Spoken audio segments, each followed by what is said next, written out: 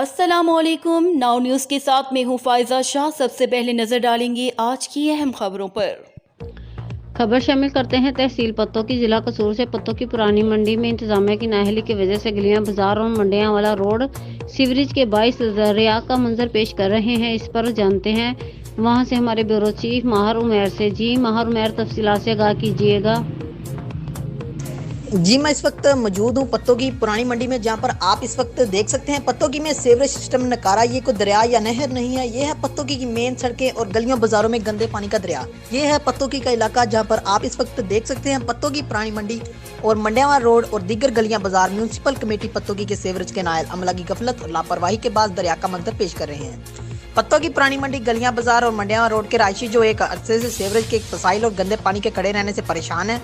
अब जहां ये पानी बदबू फैला रहा है, वहीं ये गंदा पानी मच्छरों की अफजाइश भी बन रहा है और हाइशों को जल्दी बीमारियों का भी सामना है, जिसमें शहरियों का कहना है हमारे बच्चे इस गंदे पानी से गुजर कर स्कूल जाते हैं और खवातीन और मर्दों को भी यहाँ से मजबूरन गुजरना पड़ता है।